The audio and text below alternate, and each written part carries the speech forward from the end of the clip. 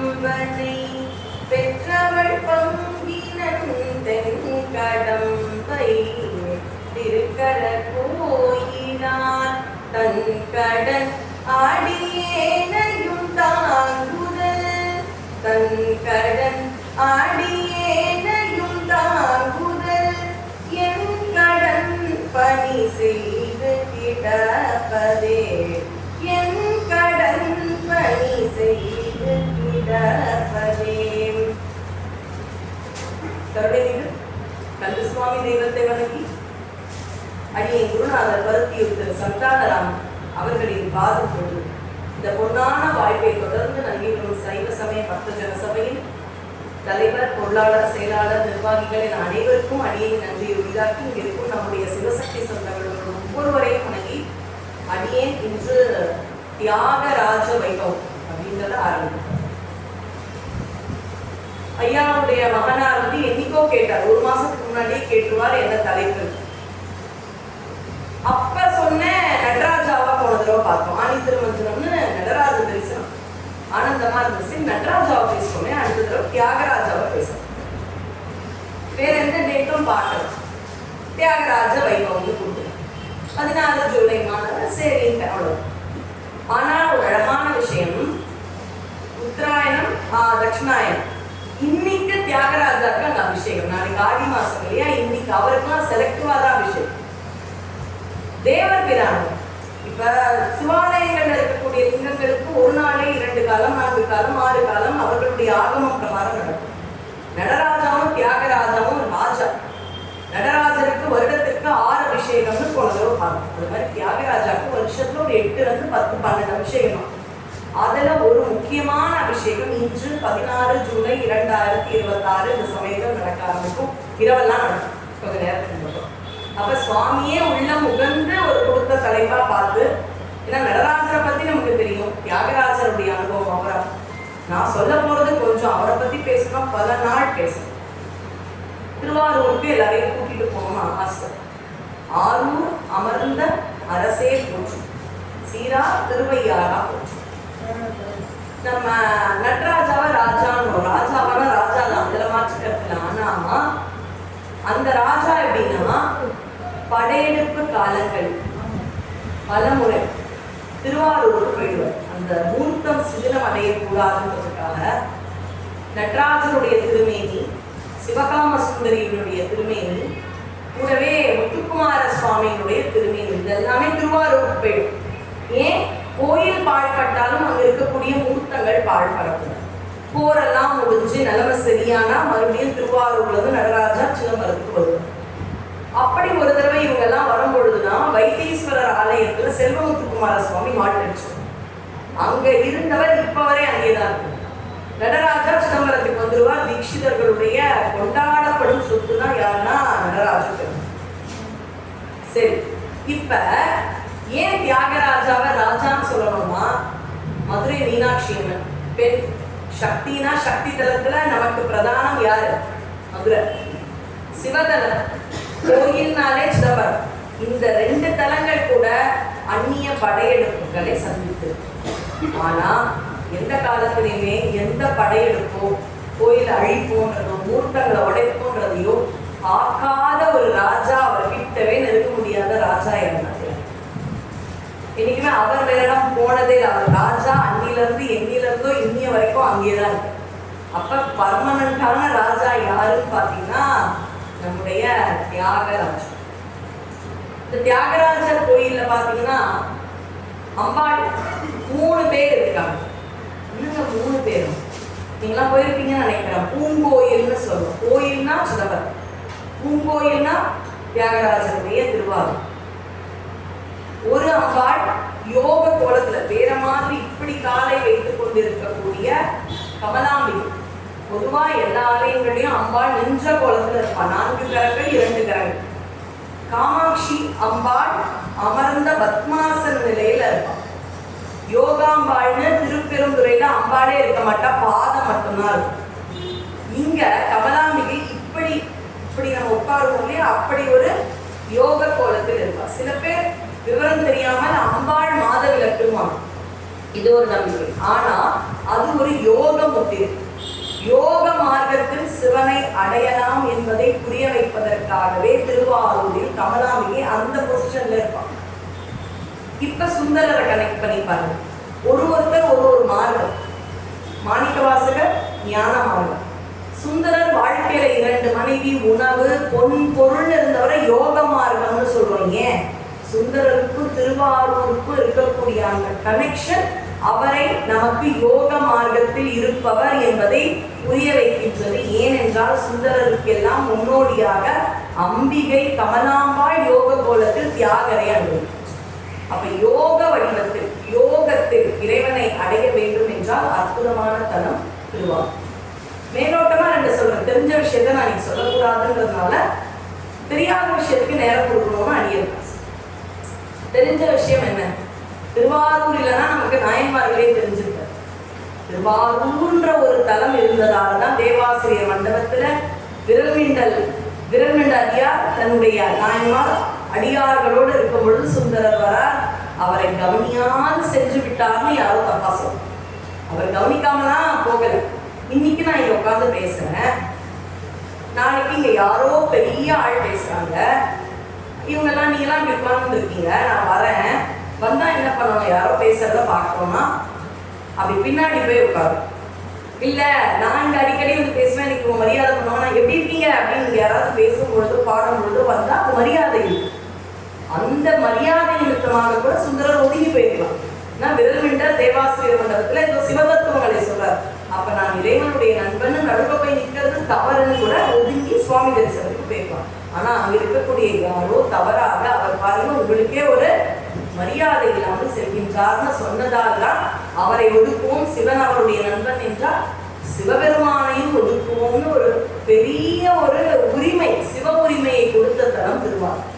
அதனாலதான் உள்ள போய் என்ன பண்றதுன்னு கேட்க, அடியாருக்கும் அடியவன் நீ என்பதை புரியவைன்னு சொன்னதாலதான் தில்லைவாழ் அந்த நர்த்தம் அடியாருக்கும் அடியேன் திருநீர கண்டத்து புயவனாருக்கும் அடியேன்னு திருத்தொண்டர் தொகை கிடைச்சது. திருத்தொண்டர் தொகையை வச்சு நம்பியாண்டார் நம்பி 11ஆம் திருமுறையில் திருத்தொண்டர் திரு அந்தாதி எழுத திருத்தொண்டர் தொகையையும் திருத்தொண்டர் திரு அந்தாதியும் வைத்து செக்கிழார் பெருமான் நமக்கு பெரிய புராணத்துக்கு. செக்கிழார் பெருமான்னு சொல்லும் பொழுது சிவாலய மோகனையான்ற ஒரு இந்த காலத்து ஊவே சுவாமிநாதையர் மாதிரி பல புத்தகங்களுக்கு உயிர் கொடுப்பவர். அவர் ரொம்பவே அற்புதமா ஆண்டிற்கு ஒரு முறை 30 ஜூலை, 31 ஜூலை, ஆகஸ்ட் 1, 2, 30, 31, 1, 2 இந்த வியாழன், வெள்ளி, சனி, ஞாயிறு இந்த 4 நாட்களும் திருவான்மியூர் ராமச்சந்திரா ஹால்ல மிக விமரிசையா காலை முதல் மாலை வரை செக்கிழார் விழா உணவோட பண்ணுவார். காலையில் ஆரம்பிச்சா அப்படியே காதை மட்டும் திறந்துருந்தா போதும். காதுக்கு எப்பதான் உணவுலையோ வயிற்றுக்கும் கொடுத்துருவோம். அப்படி ஒரு ஞான வேள்வியாக 4 நாட்கள் நடக்கும். அதுல அடியேன் 31 காலையில பேசுறேன். அது வந்து எப்படின்னா திருத்தலங்கள் யாத்திரைன்றதுல எனக்கு தென்னன் திருப்பெருந்துறைன்ற ஒரு தலைப்பு, திருப்பெருந்துறையை பத்தி பேசணும். அதனால ரொம்ப அற்புதமான விழா. எனக்குலாம் சைவ அன்பர்கள், அதனால முடிந்தா வாய்ப்பு இருந்தால் கலந்து கொள்ளணும். இப்ப நம்முடைய திருவாரூருக்கு வந்துடணும். அப்ப சுந்தரர் நமக்கு திருத்தொண்டர்களை அறிமுகப்படுத்தப்பட்ட தலம் எங்கன்னா திருவாரூர். இது ரொம்ப தெரிஞ்ச விஷயம். அதனால இதுக்கு மேல இங்கெல்லாம் டீப்பா போகும். இதை பத்தி மட்டும் 2 hour பேச முடியும். ஒரு தெரியாத விஷயம் என்னெல்லாம் தெரியும், நான் உங்களுக்கு தெரியாதுன்னு நினைக்கிறேன். உங்களுக்கு என்னை விட ஞானம் படைத்தவர்கள் தெரிஞ்சிருந்தா பிடிச்ச விஷயம். இன்னைக்கு ஆரூர் தியாகராஜ பெருமானுக்கு அபிஷேகம். அதனால காது கொடுத்து அவருடைய பெருமையை கேட்பதற்கு அதை விட என்ன ஆனந்தம் நமக்கு இருக்கு. இந்த காது என்ன, கண்கள் 2ம் அவன் கடல் கண்டு கழிப்பன ஆகாதோ, காதுகள்னா அவன் புகழ் கேட்கணும். சரி, இவர் எப்ப உயர்ப்பா இருப்பாங்க? இப்ப நான் உங்ககிட்ட தான் கேட்க போறேன். எனக்கு ஒண்ணு மறந்துடுச்சு, நீங்க தான் சொல்லணும். எல்லா ஆலயங்களிலும் ஓதுவாமூர்த்திகள் திருமுறை விண்ணப்பம்னு செய்வாங்க. தேவாரம் பாடுவாங்க இல்லையா, சிவபுராணம் பாடுவாங்க, பொன்னூசல் பாடுவாங்க, இல்ல விழா காலங்கள்ல பஞ்சபுராணங்கள்லாம் விண்ணப்பம் செய்வாங்க. அது மாதிரி ஒரு தேவாரம் விண்ணப்பம் செய்யும் பொழுது, திருவாசகம் விண்ணப்பம் செய்யும் பொழுது எந்த வார்த்தை சொல்லி துவங்குவார்கள், எந்த வார்த்தை சொல்லி முடிப்பார்கள்? சுவாமிக்குன்னு ஒரு வார்த்தை சொல்லுவோம். ஐயா சொல்லுவோம், திரு சிற்றம்பலம் அப்படின்னு சொல்லிட்டு ஓதுவாமூர்த்திகள் பாடுவோம். பாடி முடிச்சிட்ட உடனே திருச்சிற்றம்பலம் மொழி. சரி, இந்த திருச்சிற்றம்பலம்னு சொல்றதுக்கு காரணம் என்ன தெரியுமா? அங்கதான் நடராஜ பெருமான் கோயில், அதனாலேயும் உண்டு. ஆனா அதெல்லாம் மீறி ஒரு அற்புதமான காரணம் உண்டு. இத்தனை திருமுறைகளை அடியார்கள் நமக்கு கொடுத்தாலும் எதுவுமே கிடைக்காம போன காலம்.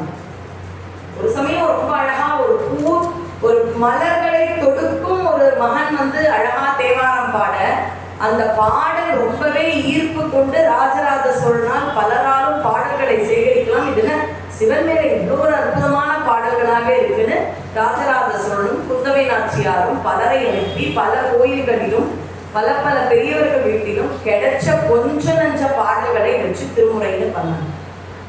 சரி, அப்ப மொத்தமான திருமுறை எங்கேயாவது இருக்கணும், 1-2 பாட்டே கேட்க ஆனந்தமா இருக்கும், மொத்த பாட்டை எங்கப்பா அப்படின்னு தேடும் பொழுது அப்ப விநாயக பெருமான் அருளால் நம்பியாண்டார் நம்பிக்கு சிதம்பரத்துல ஒரு அறையில இருந்து திருமுறையை எடுக்கிறோம். அப்ப திருமுறையை கொடுத்த இடம் எது? சிதம்பரம். சிதம்பரம் இல்லைன்னா இவ்வளோ திருமுறை பத்தி பேச முடியுமா? முடியாது. அதற்கு ஒரு நன்றி கடனாக எப்பெல்லாம் தேவாரம் பாடணும் திருச்சிற்றம்பலம்னு நினைச்சோம். அந்த தலம் தானே எல்லாத்தையும் திரும்ப கொடுக்கும், அதனால திருச்சிற்றம்பலம். இது நீங்க எல்லாரும் ஒத்துக்கிறீங்களா? ஓதுவார்கள் இங்க நம்மளுடைய சபையிலேயே திருமுறை விண்ணப்பம் திருச்சிற்றம்பலம் சொல்லுவாங்க. ஆனா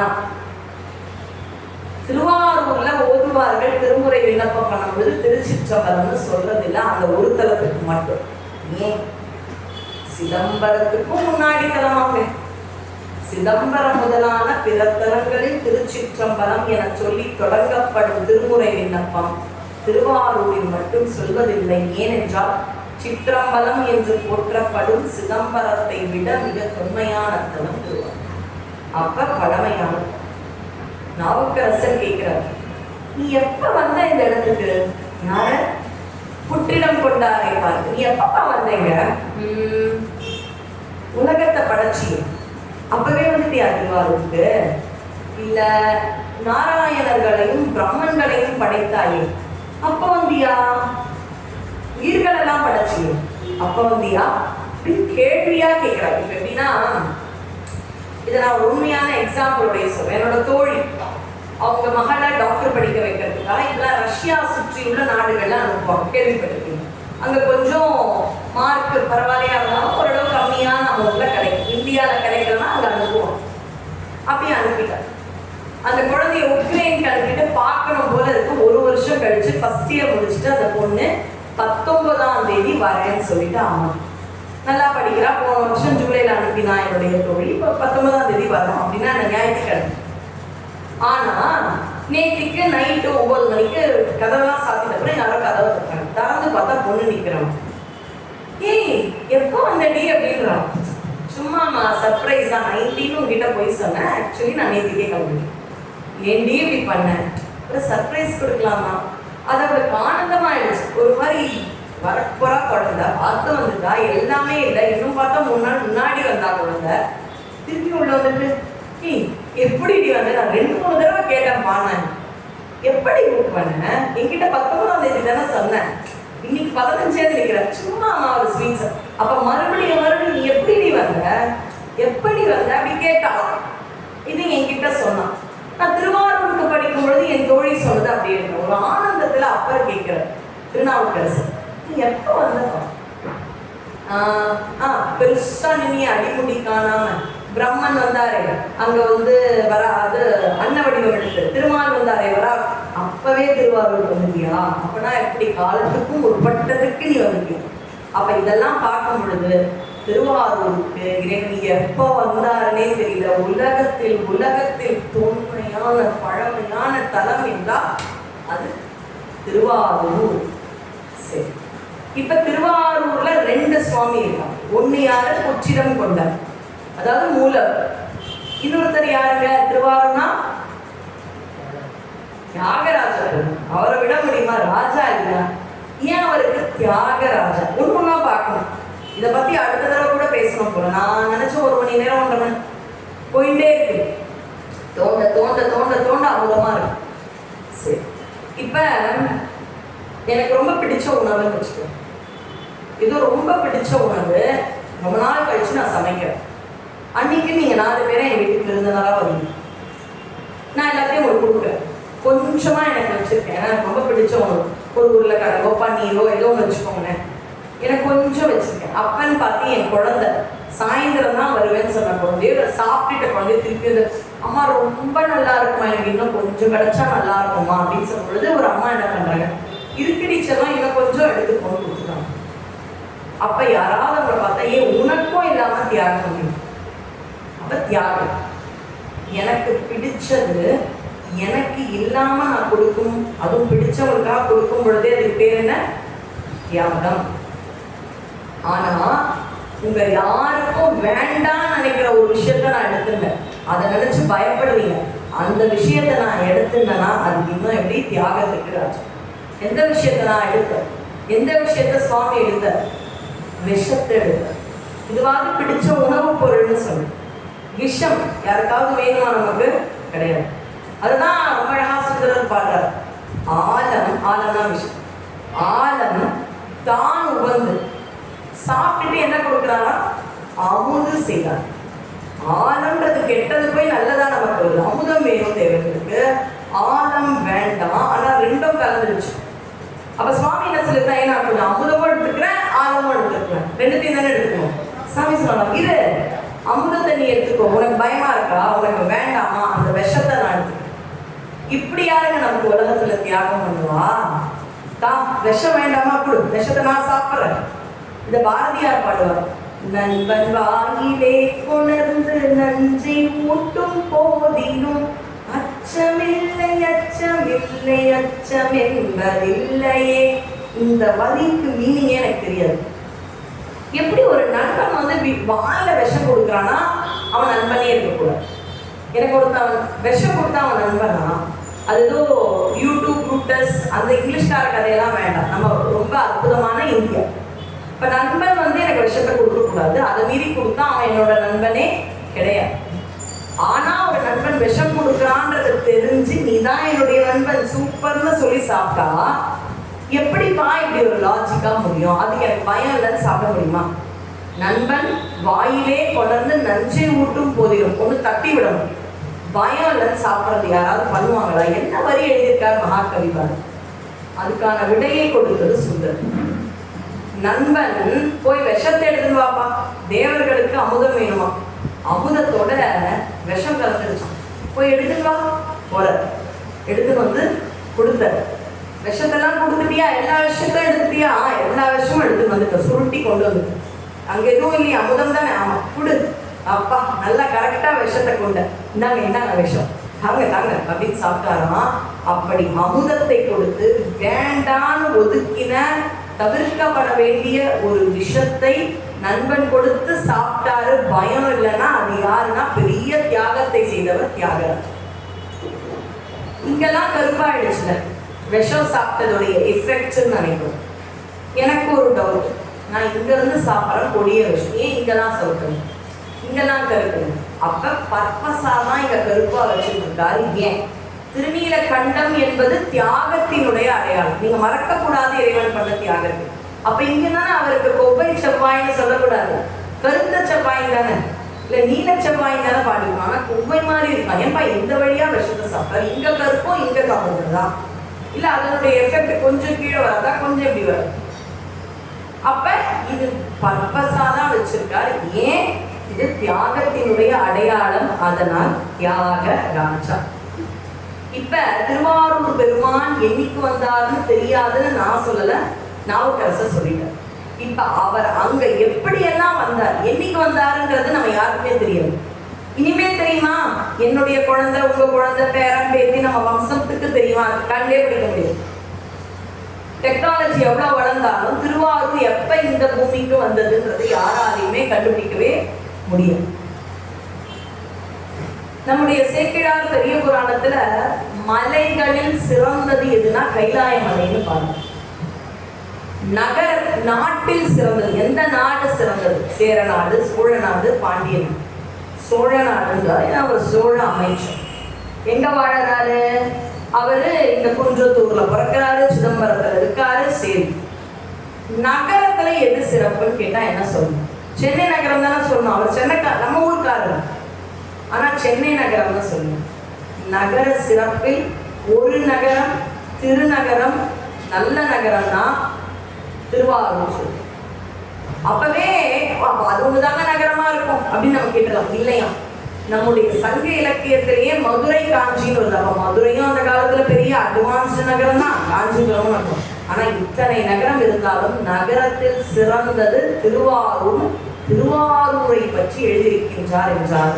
திருவாரூருடைய பெருமை நமக்கு தெரியும். சரி, நடராஜ பெருமான் எப்படி வந்தார் விஷயம் தெரியும். அதனால 3 நிமிஷத்துக்கு மேல அதை நான் சொல்ல போறதில்லை. இன்னொரு நாள் அதை விரிவா பார்ப்போம். வாழ்க்கையில நீங்க எல்லாருமே வழுவூர் அப்படின்ற ஊருக்கு போகணும். வழுவூர் அப்படின்ற இடத்துல பாத்தீங்கன்னா சுவாமி யானை தோலை உரித்து போத்திட்டு இருக்கார். அற்புதமான தலம். அந்த இடத்துல தான் தாருகாவனம்னு அந்த காலத்துல போற்றப்பட்டதாகவும், எனக்கு இந்த திருவாரூர்ன்றதால சிதம்பரத்துல 3 நிமிஷத்துல முடிக்க போறேன். அந்த இடத்துல கடமை செய்தால் போதும், கடவுள் தேவையில்லை என்ற கொள்கையோடு ஒரு ரிஷி கூட்டம் வாழ்ந்து வந்தாங்க. நான் வரேன், நல்லா வேலைக்கு போறேன், நல்லா சம்பாதிக்கிறேன், அம்மா அப்பாவை நல்லா பார்த்துக்கிறேன், என் குழந்தைய நல்லா பார்த்துக்கிறேன், என் ஹஸ்பண்டை நல்லா பார்த்துக்கிறேன், எங்க மாமனார் மாமியாரை நல்லா பார்த்துக்கிறேன், யாராவது பசின்னு கேட்டா சாப்பாடு கொடுக்குறேன். ஏன்பா நான் எல்லாமே கரெக்டா இருக்கேன், எனக்கு எதுக்கு சாமி அப்படின்னு கேட்டா ஏதோ கரெக்ட் மாதிரி தோணும். ஆனா எனக்கு ஒரு நல்ல வேலை இருக்கு, அதை பண்றதுக்கு உடம்புல தெம்பு இருக்குன்னா அதுவே சாமி போட்ட பிச்சை என்பது நமக்கு தெரியும். அவர்கள் இருந்தார்கள். நான் கடமையை சரிவர செய்கின்றேன், தாய் தந்தையரை பார்த்துக் கொள்வேன், நல்ல யாகங்கள் செஞ்சா போதும். யாகங்கள் செய்ய செய்ய தேவர்கள் திருப்தி அடைவார்கள். மழையை கொடுத்துருவாங்க, வளத்தை கொடுப்பாங்க, விளைச்சலை கொடுப்பாங்க. ஊருக்காக நன்மைக்காக யாகங்கள். என் குழந்தை குட்டி அம்மா அப்பாவை நல்லா பார்த்துக்கிறேன், இது போதுமே. இங்க எங்க கடவுள்ன்ற தத்துவம் வருதுன்னு ஒரு கூட்டம். இதெல்லாம் நீ பர்ஃபெக்டா பண்றதுக்கே கடவுள் தான் காரணம்ன்றத புரிய வைக்க சுவாமி உண்டு. அவங்க மனைவியர்களுக்கெல்லாம் ஒரு அகட்டு, கணவரை தவிர நான் திரும்பி யாரையும் பார்க்க மாட்டேன், பதிவிரதைகள். அப்ப அந்த அளவு மனம் ஒழுக்கமா இருக்கணும்னாலே கடவுள் தன்மை இருந்தாதானே அந்த ஒழுக்கம் வரும். கடவுள் தன்மை இல்லைன்னா அதுக்கு ஒரு ஒழுக்கமே இருக்காது. இதெல்லாம் புரிய வைக்க சுவாமி ரொம்ப அழகான பிக்ஷை எடுப்பவரா வந்தார். அவர் பின்னாடியே அழகுல மயங்கி பெண்கள் எல்லாம் போயிட்டாங்க. திருமால் மோகினியா வர, அவர் பின்னாடி ரிஷிகள் எல்லாம் போறாங்க. ஊருக்கு நடுவில் அப்படியே திருமாலும் பிக்ஷானந்தரும் அந்த ஒரு இடத்துல மீட் பண்றாங்க. எந்த இடத்துல பிக்ஷானந்தர் இருக்காரோ தன் ஆடையையும் மறந்து பெண்கள் கூட்டம் மதிமயங்கி வராரு. எங்க இங்க மோகினி இருக்கிறாரோ அதற்கு பின்னாடி, மோகினி பின்னாடி அவர்களுடைய அந்த நிலையை மறந்து அப்படியே வராங்க ரிஷிகள். இந்த இடத்துல புரிஞ்சு போச்சு, ஆஹா நம்முடைய கடமையை தவற செய்த இந்த நடராஜர் என்பவர் இந்த கடவுள், இவர் இல்லாமலேயும் பண்ண முடியும்னு புரிய வைக்கலான்னு என்ன பண்றாங்க, கோவத்துல ஒரு புலி, கொடுமையான புலி, கொடூர புலியை அடிக்கிறாங்க. அந்த புலியை பிடிச்சு சுவாமி புலி ஆரே கொடுத்து பாம்புகளை தூக்கி போடுறாங்க. அந்த பாம்புகள் எல்லாம் தமிழ். கொடுமையான ஒரு யானை, ஒரு அசுர யானையை தூக்கி போடுறாங்க. அது அந்த யானை என்ன பண்ணுது, சுவாமியை முழுங்கிடுது, சுவாமிய முழுங்கி விடுகிறது.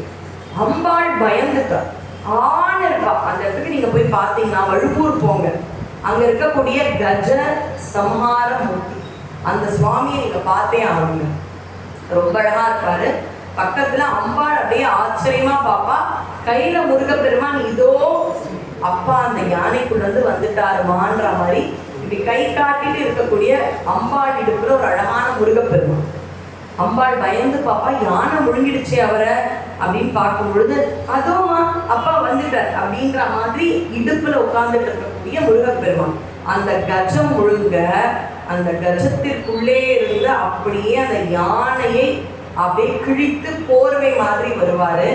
ஏன் அந்த இடத்துக்கெல்லாம் நீங்க போய் பார்க்கணும்னு சொல்றேன்னா, நடராஜாவுடைய கால் இப்படி இருக்கு, இந்த இடத்த பார்க்கணும். சில ஆலயங்கள்ல நின்ற கோலம், அமர்ந்த கோலம்னா பாதங்களை இங்க தரிசனம் பண்ணணும். சுவாமியினுடைய பாதம்னா இந்த இடம் இருக்குல்ல, அதுக்கு ஆங்கிலத்துல பாம்னு சொல்லுவாங்க. உள்ளங்கால் இருக்குல்ல, அதை எங்கேயாவது பார்க்க முடியுமா? இப்படிதான் குனிஞ்சு பார்க்க முடியுமா? ஒரு கற்பனைக்கு சொல்ற முடியாது. ஆனா இந்த கஜசம்ஹார மூர்த்தத்துல சுவாமியே திருப்பி காமிப்பார் அந்த பாதம். இந்த தரிசனம் கஜசம்ஹார மூர்த்தி வழுவூர் தவிர உலகத்துல இருக்கு. அந்த இடத்துல மட்டும் கால் இப்படி கிறிஸ்தாவும் சுவாமியினுடைய பாத தரிசனம், உள்ளங்கால் தரிசனம் நமக்கு கிடைக்கும். இப்படியாக நடராஜ பெருமான் தாருகாவனம் அப்படின்றதுக்காக வந்தவர். இந்த இடத்துல வியாகரபாதர், பதஞ்சலி இவர்களுக்காக நடன காட்சின்னு நடராஜர் வந்தாருன்னா அவருக்கான வரலாறு இருக்கு, அதை இங்க வைக்கலாம். இப்ப திருவாரூர் ஒரு சமயம் ஒரு சுவாரஸ்யமான கதை. குருக்ஷேத்திர போர், எங்க மகாபாரத காலம். அந்த போரெல்லாம் முடிஞ்சு தர்மத்தை ஸ்தாபிச்ச பிறகு ஒரு பெரிய யாகம் பண்றார் கிருஷ்ண பரமாத்மா. அப்ப அவருக்கு அதிசயமான மிக மிக சக்தியும் வீரியமும் பொருந்திய ஒரு வில்லும் அம்பும் கிடைக்கும். அது கையில வந்த உடனே சில சமயம் சில பதவிகள் நம்மை மதியிழக்க செய்யும். அதுவரை நம்ம தன்மையா தான் இருக்கும். தேவையில்லாத ஒரு பவர் வரும் பொழுது சில சமயத்துல புத்தி மழுங்கி போய் பதவி ஆணவம் வரும். அப்படி ஒரு பதவி ஆணவம் கொண்ட திருமால் என்ன பண்றாரா, அந்த வில்லம்பை கொண்டு எல்லாரும் மேலேயும் ஏவுகின்றாராம். எல்லாரும் பயந்து விடுறாங்க. ஆஹா, இது நல்லா இருக்கேன். இதெல்லாம் உண்மையான்னு கேட்டா திருமால் இதன் மூலமாக ஒரு திருவிளையாடல் அப்படின்னு நம்ம புரிஞ்சுக்கணும். தலைகணம் இருக்கக்கூடாது. எந்த ஒரு வெற்றி வந்த பிறகும் முக்கியமா அந்த தலைகணம் இருக்கக்கூடாது. அதுக்காக இந்த ஒரு வரலாறு அப்படியே வில் அம்மையை வச்சு எல்லாரையும் துரத்தி துரத்தி துரத்தி துரத்தி அடிக்கிறார். பார்த்து பயந்து எல்லாரும் ஓடணும். திருமால் யாரையுமே விடல, ஓடி ஓடி ஓடி வராது. அப்படி ஓடி ஓடி அந்த வில் அம்போட வரும் பொழுது திருவாரூர் அப்படின்ற அந்த இடத்துக்கு வரும் பொழுது பெருமாளுக்குள்ள இருந்த அந்த சக்தி, ஒரு தெம்பு இல்லாம சோர்ந்து போறார். பெருமாள் டயர்டாயிடுச்சு, நடக்கவே முடியல அப்படின்னு கையில் இருக்கும் வில் அம்போட ஒரு புத்து மாதிரி இருக்கு, புற்று. அந்த புற்று கிட்ட அப்படியே தலையை வச்சு சோர்வா மயக்கமா தூக்கமா டயர்டான்னு தெரியல அப்படியே தூங்கிட்டார். யாரு? திருமால். அப்படி தூங்கிட்ட பிறகு அவர் கையில் இருந்த அந்த வில்லு இருந்த அம்பு தானாக வந்து இவரையே குத்துது அப்படின்னு ஒரு தலப்புராணம். ஆனா அவருடைய தலை அங்கே போயிடும். இதெல்லாம் கேட்க ரொம்ப பிடிக்காது. ஆனா இதை எப்படி புரிஞ்சுக்கிறோம்னா, அந்த இடத்திற்கு வந்த உடனே அவருடைய தலைகணம் போனது. எல்லா இடத்துலயும் நான் ராஜான்னு நினைக்கலாம். ஏதோ ஒரு இடத்துல நான் இந்த இடத்துல அடிமைன்னு நினைக்கக்கூடிய ஒரு இடம்னா அதுதான் தியாகராஜ பெருமான் புற்றிடம் கொண்டார் உரையும் அந்த திருவாரூர் தெய்வங்கள். அப்ப அவர் கையில் இருந்த அம்பு அவரையே குத்தி அந்த கழுத்து போன உடனே அவருடைய தலைகணம் மறைக்கிறது. அது எந்த இடம்? அந்த இடத்துல லிங்க திருமேனியாக புற்றிலிருந்து வந்தவர் தான் புற்றிடம் கொண்டார் என்ற திருவாரூர் மூலவர் தெய்வம். அப்படி வந்த உடனே திருமால் சொல்றார், ஏன் தெரியல, கலக்கால் புரியாத உலகத்திலேயே மிகப்பெரிய வெற்றி இந்த குருக்ஷேத்திர போர் அப்படின்னு சொல்றார். இன்னைக்கும் பாருங்க, உலகத்திலேயே மிகப்பெரிய போர் கார்கில்னு சொல்லுவோம். எந்த போரா இருந்தாலும் பெரிய போர்னா எது? பாரத போர் தான் பெருசு. இன்னைக்கு வரை சொல்லப்படுற போர் இது பாரத போர். அந்த போர ஒருத்தர் வழி நடத்தி தர்மத்தை ஸ்தாபிச்சா அவருக்கு ஒரு தலைகணம் வருவது. அது மாதிரி ஒரு தலைகணம் கிருஷ்ண பரமாத்மாவுக்கு வந்தது மாதிரி இதெல்லாம் திருவிளையாடு. அது திருவாரூர் போன உடனே தீர்ந்ததாகவும் சொல்லப்படுகிறது. அப்ப சுவாமி வரார். வந்த உடனே என் தலைகணமே போச்சு, நான் உணர்ந்து விட்டேன்னு சொல்லிட்டு அப்ப சிவனிடம் கேட்கிறார், உங்களால் தான் இந்த பெரிய வெற்றி எனக்கு கிடைச்சு, என்ன வேணுமோ கே. அந்த தலைகணம் போயிடுச்சு. எல்லா செல்வங்களும் இருக்கு, குழந்தை செல்வம் வேண்டும்னு திருமால் கேட்கும். அப்ப லக்ஷ்மியும் வந்து பூஜை பண்றா. கமலத்தில் இருக்கும் லக்ஷ்மி பூஜை பண்ண இடம், அதற்கான நீர் தான் கமலாலயம்ன்ற குளம். லக்ஷ்மியால் பூஜிக்கப்பட்டது. அதனால்தான் ஊருக்கே திருன்ற அடைமொழி. திருநா லக்ஷ்மி, திரு ஆரூர். அப்ப லக்ஷ்மியும் நாராயணரும் சுவாமி கிட்ட, திருவாரூர் இறைவன் கிட்ட குழந்தை வரம் கேட்கிறார்கள். குழந்தை செல்வம் கிடைக்கும்ன்றாங்க. அது மட்டும் அல்ல, எனக்குள்ள இருக்கக்கூடிய அகந்தை போயிடுச்சுன்னு சொல்லும் பொழுது திருமாலுக்கு மட்டும் யாருக்கெல்லாம் அகந்தை போகுதோ அந்த ஆத்மாக்குள்ள சுவாமி வந்து இறங்குவார். அப்படி அவருடைய பெரிய வெற்றி, பாரத போரின் வெற்றிக்கு பிறகு வந்த அகந்தை அழிந்த பிறகு திருமாலுடைய ஆத்மாவிற்குள் புற்றிடம் கொண்டால் ஒரு வடிவம் எடுத்து உள்ள போறார். அதுதான் தியாகராஜ வடிவம். போறது எப்படி போறார்? லிங்க திருமேனி புற்றால் ஆன மூலவர். நான் சொல்றது புரியுதா? ரெண்டு உண்டு. மூலவர்ன்றது மூலவர் சன்னதி திருவாரூர். அந்த மூலவர் சன்னதியிலிருந்து தான் தோன்றியாக தியாக கூட கொண்டிகைஞ்சாம்பாள் நடுவுல முருகன் குட்டியா இருக்கார். சோமாஸ்கந்தரானா ஆமா, ஆனா நமக்கு அந்த முருகன் நடுவுல இருக்கிறவரை பார்க்க திருவாரூர்ல முடியாது தியாகர். அப்படி 3 பேரும் இருக்கக்கூடிய ஒரு வடிவம். ஆணவம் நீங்கின பிறகு போகம் அப்படின்னா ஆனந்தமாக அவருடைய உள்ளத்தில் தியாகராஜ பெருமான் எழுந்தருள்கின்றார். பெருமாளுக்கு மட்டுமா? நம்ம ஆணவம் நீங்கினா நமக்குள்ளே வரும்.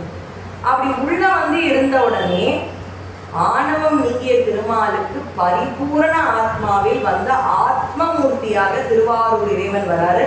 மனசுல ஆத்மமூர்த்தியை தாங்கிட்டே பாம்பின் மேல் துயிலும் திருமால் அப்படியே ஆனந்தமா அவருக்கு யோக நித்திரையில் பூஜை. யோகம்னா திருவாரூர் யோக கோலத்தில் கமலாம்பிகை, யோக மார்க்கத்தில் சுந்தர, யோக பூஜை. இதனால்தான் யோகமும் அங்கே கனெக்ட் ஆகும். அப்படியே படுத்தாரு யோக நித்திரையில, அப்படியே சுவாமியை பூஜிக்கிறாரு. இப்படி மூச்சு விடுங்க, இழுங்க, மூச்சை நிறுத்திட்டு அப்படி பண்ணீங்கன்னா உங்களுக்கே ஒரு நிம்மதி இருக்குங்க. படபடன்னு ஆயிடும்.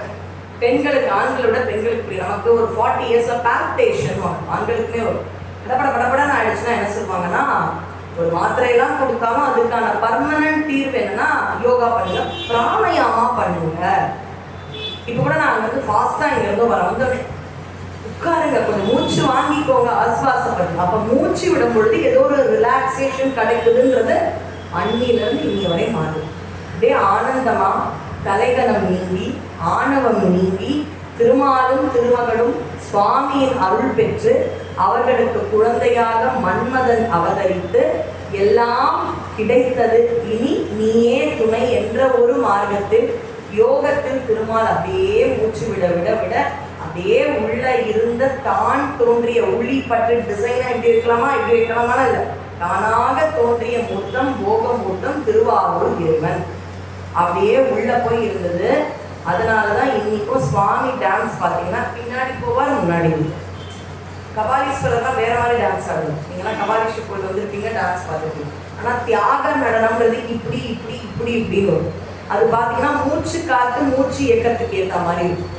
அப்ப இங்க இருக்கிற மூச்சு இப்படி விடுறதுக்கு பேரு அஜவை, அஜவா காத்து. அதனால்தான் தியாக நடனம் அஜவா நடனம்.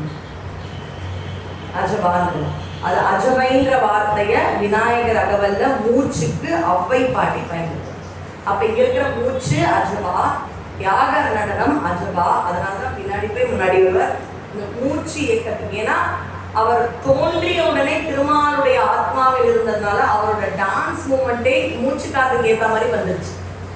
தன்னை சுருக்கின்ற பரபிரம்மம் பிரபஞ்சம் நடராஜர் அப்படியே சுருக்கி ஒரு ஆத்மாவுக்கு போனதால மூச்சு இயக்கத்துக்கு ஏற்ற மாதிரி அவருடைய மூமெண்ட் மாறுச்சு.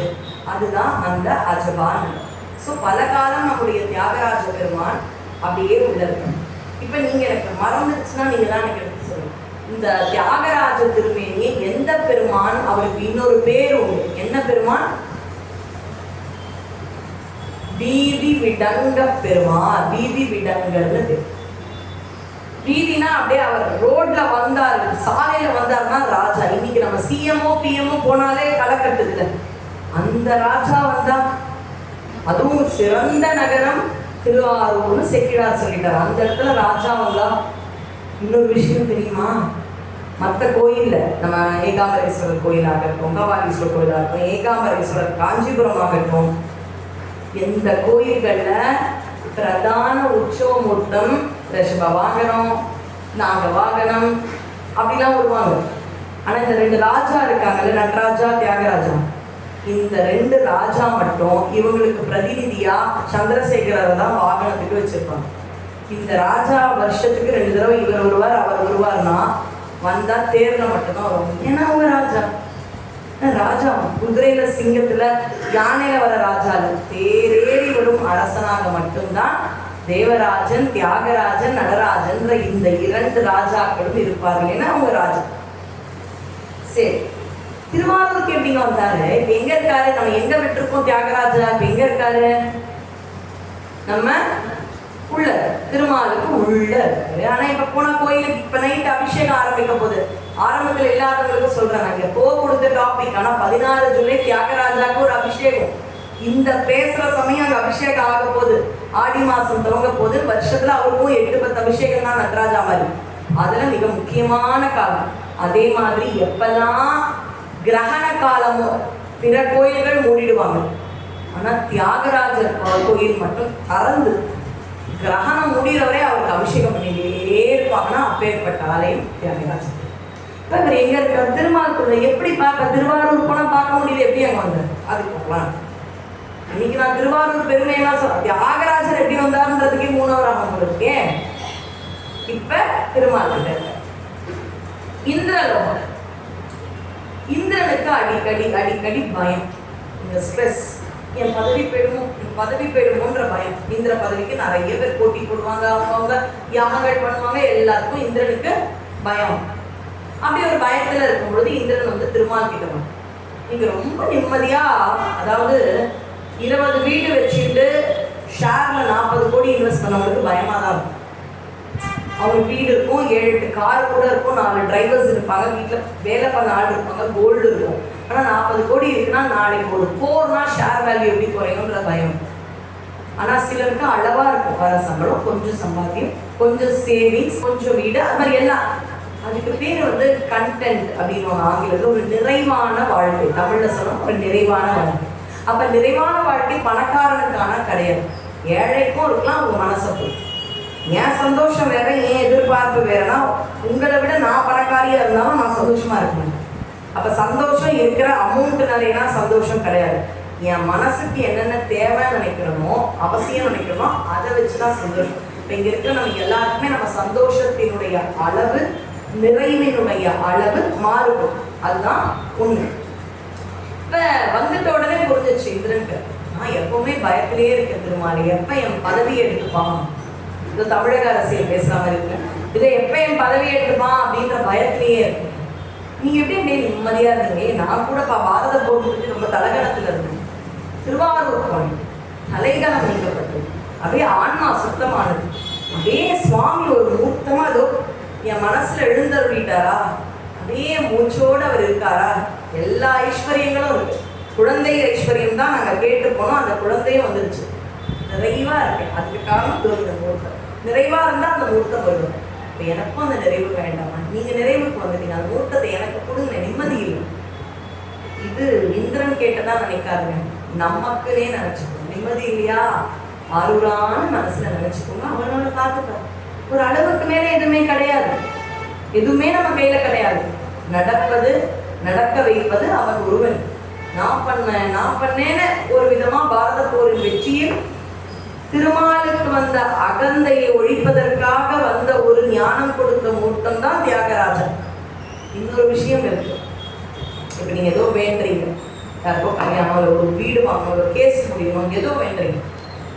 திருவாரூர் போய் அந்த வேண்டுதல் நிறைவு பெறணும்னா எந்த கோயில் போனாலும் நிறைவு பெறாதுன்ற ஒரு நம்பிக்கையும். இது புரியற மாதிரி நான் சொல்றேன்.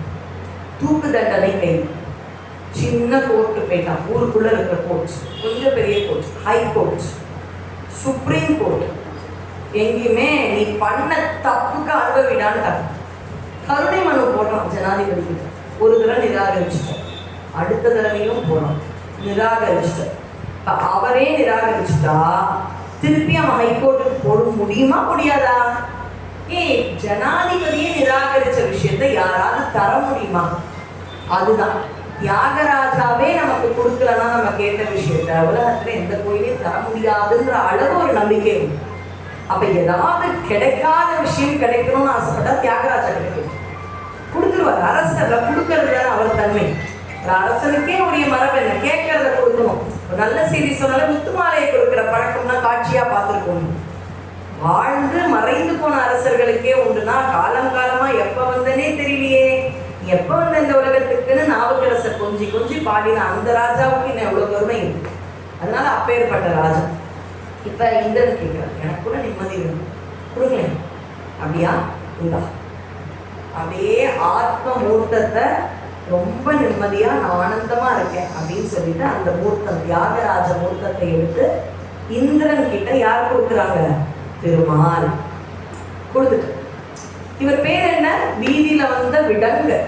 அது என்னங்க விடங்கர்? உளியால செதுக்கினோம். இப்ப நான் உளியால எனக்கு நான் ஸ்தபதி கிடையாது. இன்கேஸ் நான் ஸ்தபதின்னு வச்சுக்கோங்க, ஒரு கல்லுலையோ ஏதோ பஞ்சலோகத்திலேயோ இங்க உட்காந்து எனக்கு ஒரு முருகரத்தை பண்ணி கொடுங்கன்னு இவங்க கேட்குறாங்க. நாங்க பண்ணா முதல்ல என்னங்க வரும்? உங்களுக்கு ஒளியை வச்சு நான் பண்ணும்போது சவுண்ட். எந்த சவுண்டு வரும்? Tongue tongue tongue. அப்போ உளிப்பட்டு வந்த ஒரு திருமேனிக்கு டங்கு டங்கு டங்குன்னு கேட்கும். அப்போ உளிப்படாத மேனி விடங்கு. டங்கம்னா உளிப்பட்டது, உளிப்படாதது விடங்கம். அப்ப இவர் உளிப்படாமல் தான் தோன்றியாக வந்ததால் இவர் பெயர் விடங்கர், வீதி விடங்கர். இதுதான் அவர் பேர் காரணம், பேர் தெரிஞ்சு. இப்ப யார்கிட்ட வந்தார்? இந்திரன் கிட்ட வந்தார். இந்திரனுக்கு சந்தோஷம், இவர் வந்துட்டா நிம்மதி.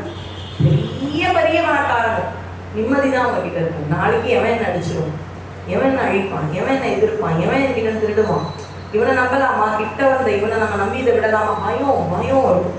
அப்படிப்பட்ட பதவி பயத்தில் இருந்த இந்திரனுக்கு தியாகராஜ பெருமான் வந்த உடனே ஆனந்தமா ஆயிடுச்சு. சாயந்தரம் ஆனா, ஏன்னா காலையில வருவாரு இந்திரன், எல்லாருக்கும் அரசவை வைப்பார், இந்த டியூட்டியை பாருங்கன்னு. யாரெல்லாம் ஹோமங்கள் யாகங்கள் பூமியில பண்றாங்களோ இந்திரன் தானே அதுக்கெல்லாம். ஹோமங்கள்னு வரும்போது அபிர்வாகம் யாருக்கெல்லாம் கொடுப்போம்? வருணனுக்கு, வாயுக்கு, இந்திரனுக்கு. அப்ப அந்த வேலையெல்லாம் அவங்க தானே போய் வாங்கிட்டு வரணும். அவங்களுக்கு கொடுக்குற அபிர்வாகங்கள் அவங்களுக்கு வரணும், அந்த டியூட்டி பண்ணணும். அதனால காலையிலானா அவங்களுக்கு ஆஃபீஸ் போகணும், இந்த டியூட்டிலாம் பார்க்கணும். எல்லாம் முடிஞ்சு வீட்டுக்கு போயிட்டா சாயந்தரம் ஃப்ரீ. அவங்க சாயந்தரம் என்ன பண்ணுவாங்கன்னா, அந்த வீதி விடங்கர் திருமால் கிட்ட இருந்து நிம்மதிக்காக இங்க வந்திருக்காருலே, இவரை கொண்டாடலான்னு ஈவினிங் ஆயிடுச்சுன்னா அப்படி வந்து தியாகராஜ பெருமான அப்படி பூஜிப்பாங்களாம் இந்திரலோகத்தில். பூக்கள், மலர்கள், அப்படியே பக்ஷணங்கள் எல்லாம் கொடுக்கும். அப்ப இந்த தேவலோக மங்கையர்கள்லாம் இருப்பாங்க இல்லையா, ரம்பை, அவங்களாம் மேனகை, திலோத்தமை, ஊர்வசி, அவங்கெல்லாம் வந்து தியாகராஜ பெருமானுக்கு ஆடுவார்கள். முதல்ல சுவாமிக்கு ஆடியதாலதான் அவர்களுக்கு பேரு தேவ அடியார்கள். அது காலத்தால எப்படியோ அவங்களுடைய வரலாறே மாறிட்டது தெரியும்.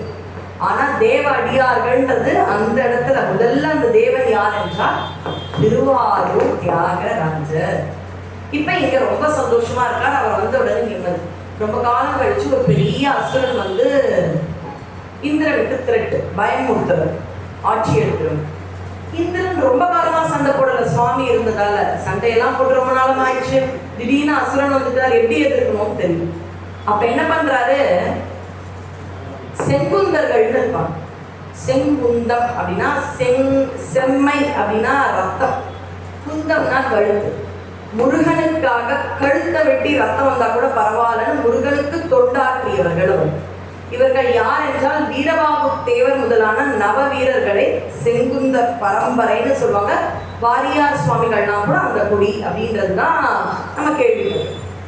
இந்த இடத்துல பாத்தீங்கன்னா முசுகுந்தர்னு அவங்களுடைய குடியில ஒரு மன்னன். அவர் யாரு? கைலாய குரங்கு. கைலாயத்துல குரங்கா இருந்தவர் ஒரு நாள் மரத்து மேல உட்கார்ந்துட்டு குரங்கு, கைலாயத்துல ஒரு குரங்கு மரத்து கீழே சுவாமியும் அம்பாலும் உட்கார்ந்துட்டு இருக்காங்க. குரங்கு கையில பூமாலை கொடுத்தா எப்படி இருக்கிற மாதிரி இலைய பிச்சு பிச்சு பிச்சு போட, அம்பாளுக்கு பேசிட்டே இருக்கேன், யாரு மேல இலைய போட்டுட்டே இருக்கான்னு முறைச்சு பார்த்தாலும் ஒரு முறை. அந்த குரங்கு சக்கரவர்த்தியா முடிச்சு முறைச்சது. அபிராமியினுடைய கணம் தரும் அபிராமி கடை. கணம்னா மரியாதை, கணம் தரும்னு சொல்றோம்ல, கணம் கோட்டார் அவர்களே, அதுக்கு மரியாதை. இத்தனை தரம் தருங்கள் இத்தனையும் எது தருனா அவருடைய கடைக்கண்கள். அவங்க நேரா பார்த்துட்டா என்னெல்லாம் தரும், கோவத்துலதான் பார்த்தா. ஆனா அவ கோவ பார்வைக்கும் அவ்வளவு சக்தி. அம்மா பார்த்து நம்மளை முறைச்சா எதாயிடுமா, ஒழுக்கத்துக்கு தானே அம்மா மறைப்பாங்க. அப்படி பார்த்த உடனே அந்த கைலாய குரங்கு மன்னனா வந்துச்சு. நீ பெரிய சக்கரவர்த்தி, அம்பாளோட கோவமா பார்த்துட்டா அப்படின்னு சுவாமி சொன்னார். ஆமா நான் போக மாட்டேன், இனி பெரிய சக்கரவர்த்திடா, பூலோகத்துல உன்னுடைய குடை கீழாகும். ஐயா பெரிய சக்கரவர்த்தியா இருக்கிறத விட கைலாயத்துல குரங்கா இருக்கிறது பெருசுன்னு குரங்கு. நீ மன்னன் பார்த்த புண்ணியத்துக்கு நீ அனுபவிக்கணும். எனக்கு சக்கரவர்த்தி பதவி வேண்டாம், கைலாயத்துல ஓரமா குரங்கா இருக்கிறேன், எனக்கு வேண்டாம். அந்த பதவின்னு போனா ஆசை வரும், இன்பம் வரும், துன்பம் வரும். அப்படியே நான் அங்கேயே சொல்லல, நீங்க குரங்கா ஓரமா இருக்கேன்னு தெரிஞ்சுதான். அதனால அவ பார்த்த பார்வைக்கு புண்ணியம், நீ புவியை ஆண்டு விட்டு வர வேண்டும். அப்ப அந்த குரங்கு மன்னன் கேட்கிறார், கழுத்துக்கு மேல இருக்கிற அழகு முகத்தை கொடுக்காது, குரங்காவே இருக்கணுமோ? ஏன்? அழகா இருந்தா அதை பார்ப்பேன், பெண்கள் ஆசை வரும், போக ஆசை வரும். குரங்கா இருந்தா எப்பேற்பட்ட பிறவி, வந்த இடத்துக்கு போகணும். பாருங்க, கைலாயத்திலிருந்து வந்த ஒவ்வொருத்தரும் சுவாமி கிட்ட நான் திருப்பி வந்துடணும் சொல்லிட்டு வராங்க. சுந்தரர் ஆட்கொண்டு விடணும், நான் மறந்துடுவேன், பூமிக்கு போய் என்னோட பிறவி எனக்கு ஞாபகம் இருக்காது, போன பிறவி உங்களுக்கு ஞாபகம் இருக்காது, ஆனா கடமை பொழுது சொல்றாங்க திருப்பி நாங்க இங்க வரணும். அந்த குரங்கு சொல்ற நான் மறுபடியும் இங்க வரணும்னா அந்த குரங்கு கொஞ்சம் அப்பதான் எப்பேற்பட்ட பிறவி என்பது தெரியும்னு சுவாமி கிட்ட குரங்கு, முசுனா குரங்கு, குந்தம்னா ஆயுதம் இல்ல கழுத்து ரெண்டுமே சொல்லுவாங்க, அதனால முசு குந்தர், பெரிய அரசர். இப்ப ரொம்ப காலம் பூஜையில் இருந்த இந்திரனுக்கு பெரிய போர்படை, நல்லா சண்டை போடணும், அந்த அசுரனை எதிர்க்க வேணும். அதனால முசுகுந்தர் கிட்ட இந்திரன் வரான், நீ கொஞ்சம் அந்த போருக்கு வந்து ஹெல்ப் பண்ண படையோடு. நான் கண்டிப்பா வரேன் இந்திரன் சொல்லிட்டு இந்திரனுக்காக போய் ஹெல்ப் பண்றார். பெரிய வெற்றி இந்திரன். தியாகராஜ பெருமான் இருக்கும்பொழுது எப்படி தோல்வி இருக்கும்? வெற்றி அடைந்த பிறகு இந்திரன் சொல்றாரு, உனக்கு என்ன வேணும்னு கேளு, தங்கு, ஒரு வாரம் நீ தங்கு, இந்திர லோகத்துல நீ தங்கு, ஒரு வாரம் தங்க வைக்க. தங்கி முடிச்சுட்டு கிளம்புற ஆரம்பிச்சுட்டு, பா உன்னாலதான்டா நிம்மதியா நான் திருப்பியும் பூஜைலாம் பண்ண. சரி நீ என்ன கேட்டாலும் தரும், உனக்கு ரிட்டர்ன் கிஃப்ட் கொடுத்தார். அவர் நினைச்சார் அங்க இருக்கிற குதிரை இல்ல யானை, கற்பக விருட்சம் இப்படிதான் கேட்க போறாரு, இல்ல ரொம்ப மேனகன் எந்த பணம் கேட்கலாம் அனுப்பிடலாம் அப்படின்ட்டு உடனே கேட்கக்கூடாதுன்னு ஒண்ணு கேட்கிறேன். என்ன நீ சாயந்தரம் ஆனா இந்திர லோகத்துல அற்புதமா பூஜை பண்ற ஒரு மூர்த்தம், அதை எனக்கு கொடு. நீ என்ன அதை கொடு, அது நீ தானே கேட்ட தரங்க, கொடுத்தா கொடுப்பா, இல்லைன்னா வச்சுக்கோ பரவாயில்ல, உனக்கான ஒரு வெற்றி கொடுத்த. இல்லை இந்த ஒரு வாரம் தங்கி அனுபவிச்சதுல பெண்கள் உணவு இதுலலாம் எனக்கு நாட்டமே போதல. ஆனா சாயரட்சையான ஒரு பூஜை பண்றது, அந்த சாமி பூஜை பார்த்துட்டே இருக்கணும். அவர் விட்டு இருந்தா கஷ்டமா இருக்கு. நீ நினைச்சியா இந்திர பதவி இந்த இந்திர போகங்கள் அவரைதான் சரி தர முடியாதுதான், விடுப்பா நீங்களும் தர வேணான்றது. இப்ப இந்திரனுக்கு பிரஸ்டீஜ். ஐயோ பெரிய ஒரு ஆள் கரண்ட்டை எதை கேட்டாலும் தரன்னு சொல்லக்கூடாது. விபீஷ்ணர் கிட்ட ராமர் சொன்னாரு, அப்படி வந்தவர் தான் ரங்கநாத பெருமான். ரங்கநாதர் குலதெய்வத்தை வாங்கி வந்து இங்க வச்சுட்டு போயிடும். பாருங்க, ராமபிரானிடம் வடக்கில் இருந்த ரங்கநாதர் நமக்கு வரணும்னு இங்க வந்து இந்திரலோகத்திலும் திருமால் உள்ளத்திலும் இருந்த திருவாரூர் பெருமான் நமக்காக திருவாரூரில் வந்திருக்கின்றார் என்றால் எப்பேற்பட்ட கொடுத்து வைத்தவர்கள் தான். உடனே பரவாயில்லப்பா விடு நீயே வச்சுக்கோன்ற உடனே இது ரொம்ப இதுவாயிடுச்சு. நம்ம தானே கேட்டோம், அப்படியே தரணும்.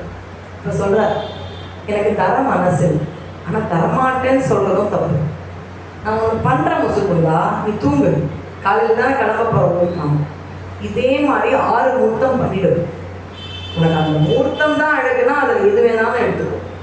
ஆனா உனக்கு நிஜமாவே அருள் சுவாமி உங்ககிட்ட தான் கொடுக்கணும்னா நான் பொய் பண்ணக்கூடாது. கரெக்டான முகூர்த்தத்தை நீ கண்டுபிடிச்சா அதை எடுத்து. சரி, உண்மையான பக்தன் உருகி வேண்டி அழுதுட்டே திரும்புறான், நீ என் கூட வந்தா நல்லா இருக்கும், இதுதான் என்னோட விண்ணப்பம். பூமிக்கு போனா நான் மட்டுமா அனுபவிப்பேன், இந்திரலோகத்துல இவங்க மட்டும் அனுபவிக்கிற மாதிரி நிறைய பேர் அனுபவிப்பாங்க. 2026 கூட பக்த ஜன சபை பாரிஸ்ல உன்னை பத்தி பேசுவாங்க. வந்தா பாப்பான ஒரு பக்தியோட உருகி அழுதி தூங்கிட்டான். தூக்கத்துல எம்பெருமான் தோணிட்டு 7 முகூர்த்தம் இருக்கும். இப்போ 3 விதமான நம்பிக்கைகள். ஒன்று, எந்த முகூர்த்தம் சரியான முகூர்த்தமோ அந்த முகூர்த்தத்தை கண்ணச்சு விட்டி காமிக்கும். இதெல்லாம் பாசிபிளா? எங்க ஆஃபீஸ்க்கு ஒரு ஆப் இருக்கு. நான் உள்ள போய் எப்படி அட்டெண்டன்ஸ் போகணும் தெரியுமா? வந்துட்டேன்றதுக்கு செக்இன் கொடுத்துட்டு கண்ணை சிமிட்டினாதான் இருக்கும். இப்போ கண்ணை சிமிட்டுறதை எடுக்க முடியும். அப்போ சுவாமி சொல்றார், கண்ணை சிமிட்டு, நான் கிட்ட உனக்கு மட்டும் கண்ணடி காமிக்கிறேன், என்ன எடுத்துக்கோ. இப்படியும் ஒரு நம்பிக்கை. இன்னொரு நம்பிக்கை, இதெல்லாம் நிறைய புராணங்கள் எது நமக்கு சரியா சொல்லணும் இல்லையா? எந்த இடத்துல நீ நிற்கும் பொழுது, எந்த முகூர்த்தம் கிட்ட வரும் பொழுது உன்னை மீறி ஒரு உணர்வெல்லாம் ஒரு மாதிரியாக அதான் அந்த உள்ளன்பு தான் நான் கண்டுபிடிக்கும். இது 2வது நம்பிக்கை. 3வது, எந்த முகூர்த்தம் கிட்ட உனக்கு செங்காந்தள் மலருடைய மனம் வருதோ அதான். இதுக்கு மேல ஒரு சாமர்த்தியம் முடிஞ்சா அதை கண்டுபிடிச்சு போயாச்சு. இந்திரன் தூங்கல, தேவலோக சிற்பியை கூட்டம் டிட்டோ இதே சைஸ் இதே பிரெத் இதே மாதிரி எனக்கு 6 பண்ண கூட இல்ல இன்னும் கொஞ்சம் அதே மாதிரி பண்ணுன்னு வச்சுட்டு ஒரே மாதிரி 7 இடங்க அடுக்கி வச்சுட்டான். இப்ப கண்டுபிடிக்கட்டும் போயாச்சு. அதனால முசுகுந்தரவர், சுவாமி நீ வந்தது உண்மையாதான் இருக்கும், நீ வந்தனா நான் மட்டும் பயன்பெற மாட்டேன். நம்ம எல்லாரும் போய் பயன்பெறோம் இல்லையா? ஆழித்தேரை பார்க்கிறோம், ஆரூர் வித்தகனை பார்க்கிறோம், ஏழையே பிரிந்திருக்கேன் இறைவனையே. சுந்தர பாடல் பிரிஞ்சிருக்கேன், அவனை பிரியாம பறவையார பிரிஞ்சிருக்க முடியுது, சங்கிலியார் அவரை சங்கிலியாச்சியார பிரிஞ்சிருக்க முடியுது, உன்னை பிரிஞ்சு இருக்க முடியல, என்னையா காதல் மனைவிகளுக்காக வந்த ஒரு பிறவின்ற அப்படின்னு சொல்லக்கூடிய அந்த மூர்த்தம் இப்ப வரார்.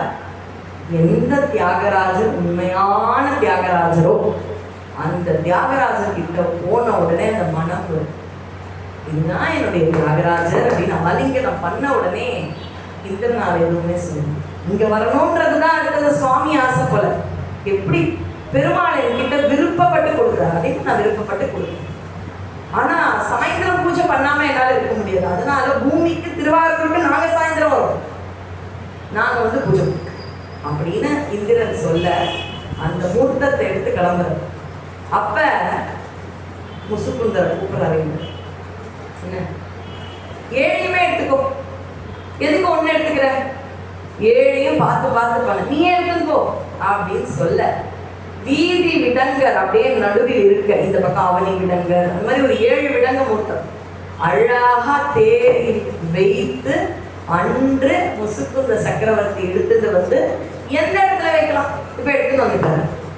எங்க வைக்கணும், நான் ஒரு பெரிய விஷயம் எடுத்துன்னு வந்துட்டேன், நடராஜ கோயில வைக்கலாமே,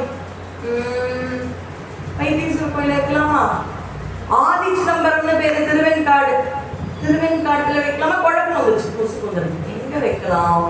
அந்த வீதி விடங்கரன்னு பார்க்கும்போது தராசு எல்லா தலங்களையும் வச்சாங்க, சிதம்பரம், சீர்காழி, திருவெண்காடு, உத்தரகோசமங்கை எல்லா தலமும் வச்சு ஒரு தலத்தையும் தனியே இன்னொரு தட்டுல வைப்பாங்க. நிறைய தலங்கள் கிழக்கு இல்லப்பா, இந்த இடத்துல இருந்து இன்னொரு தலத்தை எடுத்து இப்படி வச்சு திருப்பி நிறைய தலங்கள் தானே வெயிட் ஜாஸ்தி கிழக்கு. ஃபைனலா என்ன பண்ணாரா, அப்படியே வச்சுன்னு வரும்பொழுது திருவாரூர் எடுத்து இப்படி வைக்கும் பொழுது மற்ற தலங்கள் மேல போய் திருவாரூர் கீழே. ஓ அப்ப இங்கதான் நீங்க இருக்க போறீங்களா அப்படின்னு வீதி விலங்கு எடுத்து வந்து அந்த இடத்துல இருக்காங்க, புற்றிடம் கொண்டார். அந்த இடத்துல தான் தலை வச்சு முதல்ல திருமால் படுக்கும் பொழுது அந்த புற்றிடம் கொண்டாரிலிருந்து வந்தவர் தான் திருவாரூர். எங்க இருந்து போனாரோ அங்கேயே வந்துட்டார் சுவாமி, அதானே என் இடம். உடனே பார்த்தார் முசுக்குந்தர், எந்த ஒரு அமைப்பு இருக்கின்றதோ புற்றிடம் கொண்டாருக்கு அந்த அமைப்பு மாதிரியே பக்கத்துல, அதே இங்க போனீங்கன்னா தெரியும், மூலவர் இங்க இருப்பாருன்னா இந்த பக்கத்துல அதே மாதிரி ஒரு அறை இருக்கு, பேரலா இருக்கும். இங்க புற்றிடம் கொண்டாருன்னா அடுத்த அறையிலேயே தியாகராஜ பெருமான் இருப்பார். அப்படியே அங்கிருந்து வந்து இந்த இடத்துல பார்க்கலாம். அப்படியாக வந்தவர் தான் வீதி விடங்க தியாகராஜர். அவர் வந்ததுனால கொடையா இன்னும் 6 விடங்கள் சப்த விடங்க தலங்கள்னு இருக்கு. நம்ம சென்னையில தியாகராஜர்னு, திருவொற்றியூர், திருவான்மியூர், திருக்கச்சூர்னு உப விடங்க தலங்கள் அப்படின்ற பேர்ல சுவாமி இருப்பார். முகம் மட்டும்தான் தெரியும். ஏன் முழு உடல் பாதம் தெரியலன்னா லிங்க திருமேனியாதான் நாயன்மார்கள் வணங்குறாங்க. முக்தி கொடுக்கும் பொழுதுதான் சுவாமி அம்பாளோட வந்து காட்சி தருவார். அப்படி நமக்கான ஞானம் கிடைக்க கிடைக்க கிடைக்க சுவாமியினுடைய முழு திருவடிவமும் நமக்கு கிடைக்கும். அப்படி உங்களுக்கும் சுவாமி ஒரு நாள் காட்சி தருவார் என சொல்லி சுவாமிக்கான இந்த அபிஷேகம் அற்புதமா நடந்து கொண்டிருக்கும் இந்த வேளையில் தியாகராஜ பெருமான் எப்படி வந்தார் அப்படின்றத சிந்திக்கிறதுக்கு குருவருடும் திருவருடும் நம்மை கூட்டி வைத்திருக்கின்றது. அதனால ஒரு தியாகராஜ அனுபவம் தொடர்ந்து அடுத்த தடவை எப்ப வாய்ப்பு கிடைச்சு அடுத்த மாதமோ அதுக்கு அடுத்த மாதமோ என்னைக்கு வரணும், தொடர்ந்து தியாகராஜரை அனுபவிப்போம் என சொல்லி அருமையான வாய்ப்பிற்கு சைவ சமய பக்த ஜனசபைக்கு நன்றி கூறி உங்கள் அனைவருக்கும் நன்றி கூறி விடைபெறுகின்றேன். நன்றி, வணக்கம்.